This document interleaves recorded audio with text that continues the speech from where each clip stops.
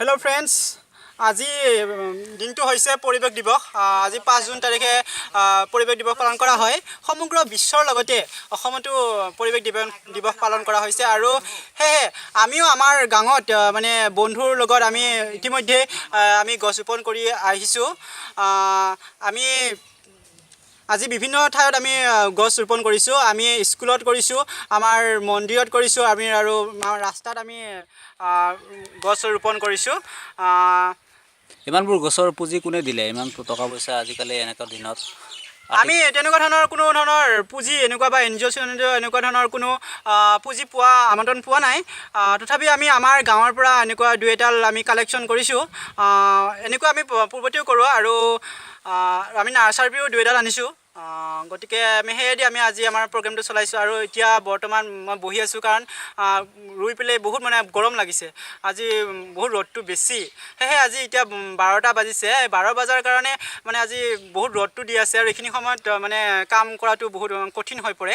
সেইবাবে অলপ আজি মানে ৰেষ্টৰ কাৰণে মই কি ধৰণৰ গছ ৰুলে আজি মই আহঁত গছ, বৰগছ, এনেকুৱা ধৰণৰ গছবিলাক ৰুইছোঁ আৰু আমি দুই এডাল গছ আৰু আমাৰ বন্ধু আহিছে মই দেখিছোঁ। আমাৰ কাম খতম হ'ল বুলি ভাবিছিলোঁ, কিন্তু আৰু আমাৰ ফ্ৰেণ্ড এজন আহি পাইছে, আমাৰ পুলি বৰ্তমান লৈ আহিছে। চাওঁচোন কি পুলি লৈ আহিছে।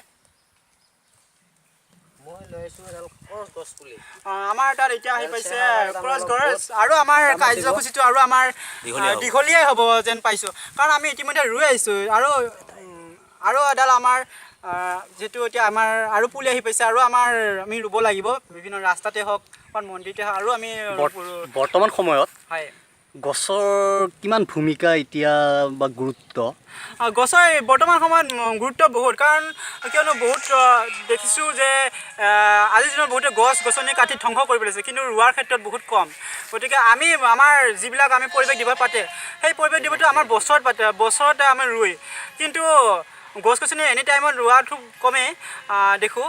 গতিকে খুব প্ৰয়োজনীয় গছ গছনি ৰুব লাগে, কাৰণ গছ গছনিয়ে প্ৰকৃত সৌন্দৰ্যটো এটা দেখায় আৰু গছ গছনি থাকিলেহে মানুহ মানে থাকি ভাল লাগে। আৰু পিকনিক পাৰ্টিয়ে হওক কিবা এনেকুৱা ধৰণৰ বিভিন্ন অনুষ্ঠানত গছ গছনি থাকিলে অকণমান ৰেষ্ট লোৱা যায়। মানে গছ আৰু মানুহৰ লগত পৰস্পৰ নিৰ্ভৰশীল হয়। আৰু আজি কি বিশেষ দিন হিচাপে গছ পুলি ৰুব লাগে নে বেলেগ দিনত ৰুব লাগে?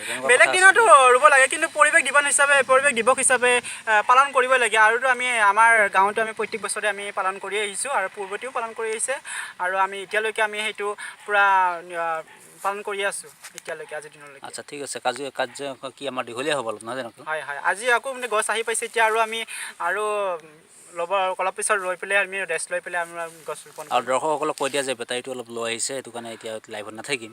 অলপ আমাৰ মোবাইলৰ বেটাৰীটো অকণমান কমাইছে, কাৰণ ৰাতিপুৱাৰ পৰা আমি ঘূৰি ফুৰিছোঁ। আমাৰ টাইম দিব মোবাইলতে টাইম দি আছিলোঁ, সেইটো কাৰণে এতিয়ালৈকে বৰ্তমান চাৰ্জ মোৰ মোবাইলতো নাই। সেইবাবে মই হয়তো এডাল গছডাল ৰোৱাৰ হয়তো মই আপোনালোকক হয়তো দেখাব নোৱাৰিম, তাৰ বাবে মই দুখিত। কিন্তু মই আগতো এটা ভিডিঅ' এনেকুৱা আপলোড কৰিছোঁ, আজিয়ে দেখিছোঁ। আপোনালোকে চাব পাৰে।